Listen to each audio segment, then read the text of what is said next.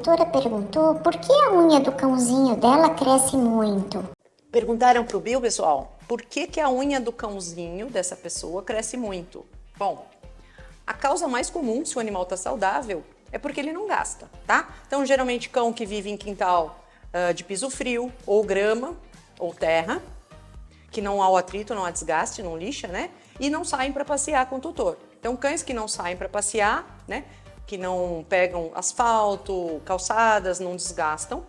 Cães que às vezes também não frequentam, às vezes, banho e tosa, porque é comum o corte de unha na rotina de banho da maioria dos banho e tosa, né? E existe um caso que é a parte, que é o caso patológico. Alguns animais com leishmaniose, mas aí é outra coisa, o cão tá doentinho, tá com lesões, não quer comer, enfim, tá com problema de pele.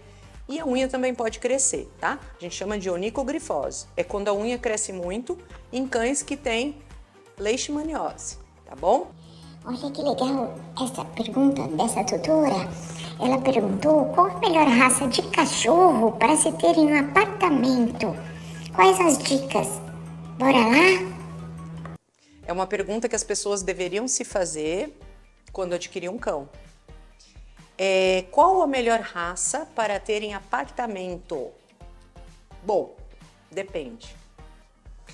Alguns condomínios permitem cães e gatos, outros não. Então você vai ter que ver as regras do seu condomínio. Hoje em dia, o pet é da família, então acima de 90% dos condomínios aceitam cães e gatos, tá? Mas, por exemplo, é um cão que late muito, por exemplo, Yorkshire, Pinscher, né? São cães que latem bastante. Então, muitas vezes, se eles ficarem sozinhos, eles podem latir para barulho fora, às vezes o barulho do elevador, às vezes uma pessoa que divide o mesmo andar, né, com você, um outro morador, né, do vizinho, tá chegando e eles podem ouvir o barulho. Então pode acontecer deles ficarem latindo e incomodar os vizinhos, né, alguém que esteja trabalhando em casa, enfim. Então cães que latem muito, às vezes a gente tem que ter uma medida para distrair esse cãozinho, né? Hoje em dia as pessoas às vezes levam até em creche, né? Na cidade de Rio Preto, que é uma cidade grande aqui perto, já tem até as creches pet, né? Que você deixa o animal para ele se desestressar enquanto você trabalha. Se você mora em apartamento, cães grandes geralmente ficam muito desconfortáveis, porque eles precisam de espaço, gente, né? Uma corridinha de um Pinscher é totalmente diferente de uma corridinha de um Golden.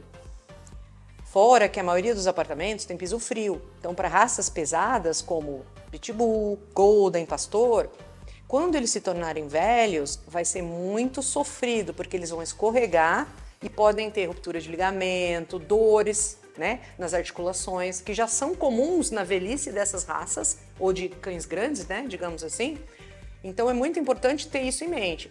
Ah, eu quero ter um Golden. Tá, você decide, né? Só que você vai ter que se tornar um pouco mais ativo com o seu cão. Por exemplo, você vai ter que ter o hábito de ter pelo menos um passeio diário na coleira lá fora, né, para ele fazer movimentação, senão o animal vai se tornar extremamente ocioso, tá? E muitas vezes também vai querer chamar a sua atenção, tá? Então cães que ficam muito tempo sozinhos em apartamento, que é mais fechado do que uma casa, digamos assim, né, com quintal, enfim, eles vão aprontar um pouquinho, tá? Principalmente se forem filhotes. Então, para você não ter surpresas, também é interessante visitar um veterinário e perguntar sobre as principais raças, o lugar que você vai colocar, o tipo de casa, se tem piso, se não tem, se tem piscina, né?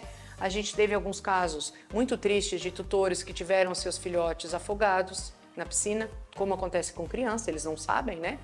Então, gente, todas essas informações são passadas para vocês pelo médico veterinário. Então, olha a importância de perguntar antes de ter, certo? Mais uma pergunta para os cãezinhos. Então lá, uma tutora perguntou se é verdade que os cães podem ter ansiedade ou depressão. Essa é sobre cães também que o Bill tá perguntando. Se é verdade, Kelly, que... a Kelly chegou, tá, gente? Ela estava em atendimento, essa é a rotina da clínica. Ela foi atender e voltou rapidinho aqui pra gente fazer esse bate-papo. Então, perguntando se é verdade que cães e gatos também, lógico, né, os pets, podem ter depressão e ansiedade. Podem, né? Principalmente se é um animal muito grudado, que a gente fala que é o tóxico. O cão tóxico é aquele que não deixa o tutor nem acordar de madrugada e ir ao banheiro, ele vai junto. Você só ouve os passinhos, assim. Eu tinha uma assim, né? Eu levantava 3 da manhã e ela... Tic, tic, tic, tic, tic, tic. Aí eu voltava... Tic, tic, tic, tic, tic, você só ouve. E tem aqueles animais que exatamente só vão comer se o tutor estiver junto, né? E então fica difícil, muitas vezes, da pessoa conseguir viajar sem levar o animal. Então é importante estar sempre, quando for viajar, pensar que tem que levar ele, já que ele depende tanto assim desse tutor. Exato. Hoje em dia a gente ainda tem as creches e os pet hotéis, né, Kelly? Sim. Que são legais também. Claro que você tem que ver se é um lugar legal, que oferece segurança para o seu animal e se está dentro do seu orçamento, claro, né? Que tem de vários preços, de várias, né? Que nem hotel humano. E é interessante, talvez, se você for pensar em deixar eles muito tempo sozinhos, né? Já ir fazendo essa adaptação, né? Que é ele levar, ver como ele se comporta, ver como ele responde, né? As brincadeiras em comunidade, porque geralmente eles misturam os cães um tempinho para eles aprenderem a interagir, né? Exatamente. E uma outra coisa que é importante nesses locais, né, Kelly, que eles exigem bastante coisa, né? Sempre tem que estar com a vacina em dia, remédio de carrapato, vermífugo, que tá A vacina de gripe também é exigida hoje por eles. Olha Sim. que coisa, o veterinário não consegue às vezes fazer vacina em todos os pacientes, e você vai deixar ele numa creche, a creche exige que esteja com vacina em dia, remédio contra pulgas e carrapatos em dia e vacina da gripe em dia. Porque são coisas que um pode passar pro outro lá, né? Imagina o desconforto de você viajar, pegar o seu animal e ele tá lotado de pulga, carrapato, ou vindo tossindo, enfim, né? Então, o ideal é que você faça, né, uma análise do que é mais interessante para você. E para o seu animal também não sofrer, né? Nesse período que vocês estão afastados. Sim.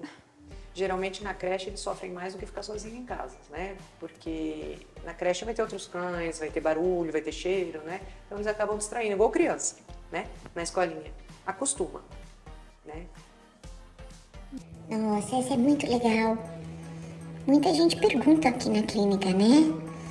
E aí, tia Ana, os cães podem comer ossos de costela e também aquele grandão de canela? A doutora perguntou. Posso dar osso de costela para o meu cão? E aí, bora responder essa? Ai, Bill, não acredito que perguntaram essa. Bom, mais uma de cães, Kelly. O Bill tá perguntando se pode dar osso de costela, e eu vou aumentar essa pergunta. Se pode dar osso de costela de canela para cães? Não, osso não é recomendado.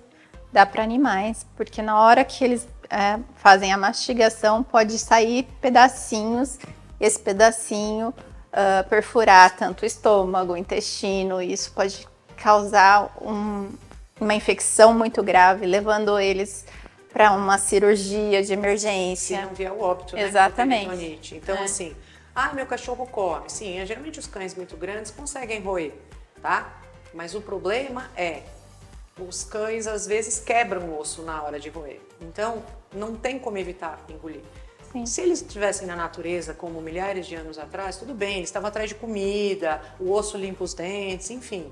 Mas, infelizmente, os nossos pets domesticados do dia a dia atual não conseguem dar conta de um osso, como davam seus antepassados, né, Kelly? Exatamente.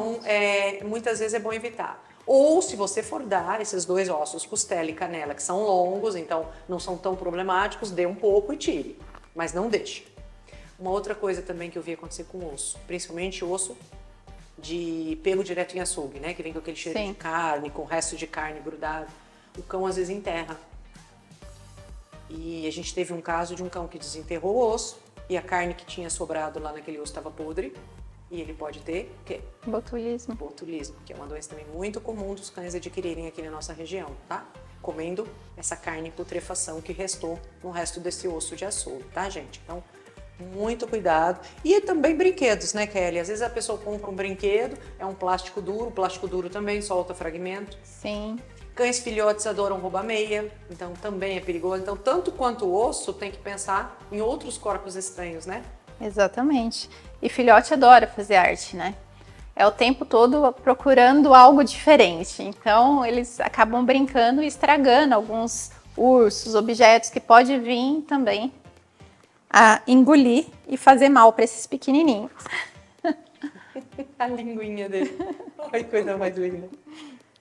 Olha, não tenho dente embaixo, tia. Caiu. Perguntaram pra mim se posso dar banho na minha cadelinha após ela ter os filhotes, após ela dar cria. Nossa. É muita pergunta de cão, hein, Bill? Os cães ainda estão liderando as perguntas aqui do podcast. Bom, perguntaram pro Bill se pode dar banho na cadela pós-parto ou pós-cria, né? Bom, a gente sabe que a cadela faz a sua autolimpeza e durante um parto normal ela se suja bastante, né? Que é sangue, resto de placenta, às vezes restos de fezes dos filhotes, né? Então, se ela for ficar num ambiente fora de casa, onde corre o risco de vir mosca, né? Sentar mosca, digamos assim, pode, tá? Com muito cuidado.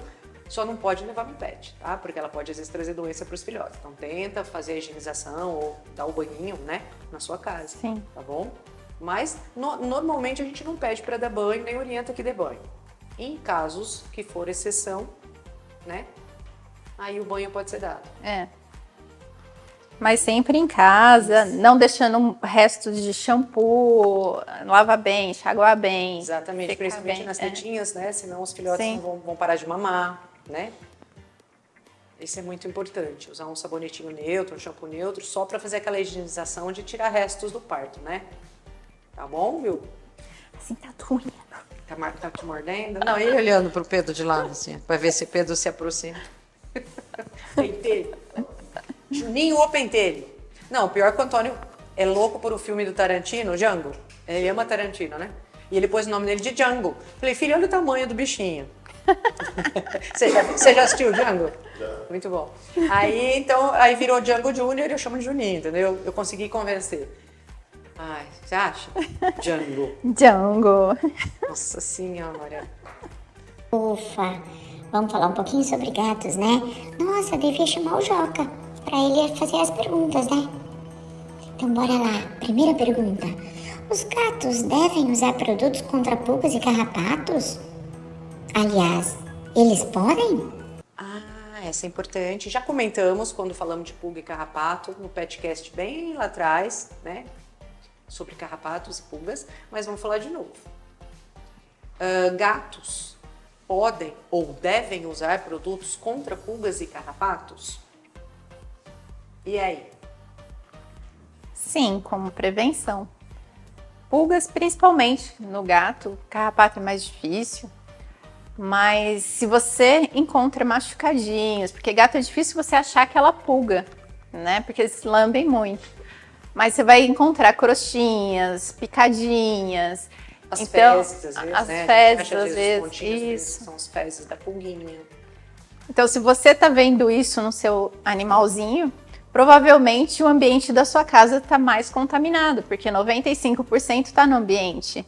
E 5% no animal. Então, se o animal tem, gente, olha só, né? Pulga e carrapato é um terror. Se você vê um animal cheio, a gente pode multiplicar isso dezenas de vezes e você tem ideia de como está o ambiente, tá? Então, gatos que saem à rua ou que têm contato com outros gatos, o ideal era que fizesse prevenção, né? Existem produtos mensais para gatos. Existem produtos injetáveis, existem pipetinhas de passar no dorso, enfim, o seu veterinário vai dizer qual é o mais adequado para o seu gato e para o peso do seu gato, que é tudo por peso, tá, gente? Esses remédios contra pulga e carrapato, tanto no cão quanto no gato, né, Kelly? É. E uma coisa importante, se vira e mexe, ele tem pulga, ele provavelmente tem verme, e tem um verme que é transmitido, né, pela pulga, que é a tênia do cachorrinho ou do gatinho, que chama-se Dipylidium caninum. Então, provavelmente, o cão que tem pulga, o gato que tem pulga, precisa tomar vermífugo junto com o produto contra a pulga, tá? Então, o seu veterinário vai te orientar direitinho qual o produto que você deve usar, né, Kelly? Isso também é importante. E fora outras doenças também, né, que o carrapato transmite, que a pulga vai transmitir. Então, se o seu animal começar a apresentar qualquer alteração pós você perceber que ele teve contato com esses ectoparasitas, o ideal é você procurar um A veterinário. maioria desses parasitas externos, que a gente chama de ectoparasitas, transmitem muita coisa quando eles picam, né? O gatinho costuma ter uma bactéria pega pela pulga, né, que chama micoplasma e que dá uma anemia terrível. Alguns gatinhos vêm pra gente com febre, anemia, às vezes a gente tem até que intervir com transfusão, né, Kelly? Sim. Então a importância de prevenir, né? Então às vezes sai muito mais barato prevenir, tá, gente? Para cão e para gato a prevenção é melhor. É vacina, é remédio contra ectoparasitas, vermífugos. Geralmente é um gasto que não vai chegar nem à metade do gasto que se você tivesse um animal adoecer com uma das doenças que esses artrópodes podem transmitir. Sim, fora que o tratamento normalmente para qualquer uma delas é longo, a pessoa vai demandar tempo, pode correr risco de vida. Então a prevenção ainda é mais barata, né? Tiana, perguntaram se pode cortar unhas dos gatinhos. Ah, Bill, mais uma sobre gatos legal. Estão perguntando pro Bill se precisa cortar ou se pode cortar unha de gato, Kelly. A unha do gato pode ser cortada principalmente daqueles animais que não têm acesso à rua, porque não vai brigar com outros animais, porque a unha deles serve de defesa na hora da briga, né? Também para se ancorar em árvore, ancorar em muro, né? Exatamente. Se ele tem essa facilidade de ter acesso à rua, é melhor deixar ele com a unha do jeito que tá. Agora, se ele for um animal que só fica dentro de casa, cortar essa unha para não machucar ninguém dentro de casa, evitar de ficar arranhando as coisas. Isso, cortar as pontinhas, né? O veterinário vai te orientar, às vezes você pode cortar em casa, ou às vezes eles preferem vir aqui pra gente cortar, né? Sim. Mas melhora, assim, as brigas, né? Se eles se dão uma coçadinha, às vezes na cabeça, não corre o risco de te machucar, né? Fazer escoriações por causa das unhas, não junta sujeira, né? Então é interessante cortar se é um animal que fica dentro de casa ou dentro do apartamento, sim. Os móveis agradecem. Perguntaram que como eu faço pro meu gatinho parar de me dar alergia? Essa é boa, hein? Bora lá? Ai, Bill, essa é boa. Gente, o Bill recebeu uma pergunta muito boa. Ele tá perguntando pra gente, né? O tutor perguntou, como que eu faço, Kelly, pro gato parar de me dar alergia? Bom, vamos lá, tem 2 problemas aí. Você é alérgico, né? Então, provavelmente você é alérgico a outras coisas, não é só o gato não, né?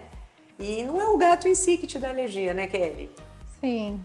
É uma proteína presente na saliva e quando o animal se lambe, faz auto-higiene, ele joga isso tudo pro corpo. E esse pelinho que vai te dar alergia, mas não é o pelo em si, né? Então a gente fala que tem gatos que tem saliva que causa alergia, digamos assim, né? Pra entender, tá, gente? Não é um termo técnico. Tem até uma ração, né? Parece? Então, tem até uma ração hoje que, para evitar, né? A formação dessa proteína, né? Eu vi, nós tivemos acho que um paciente que utilizou e foi bem eficaz, só que ela é um pouquinho, com preço um pouquinho acima do normal, tá?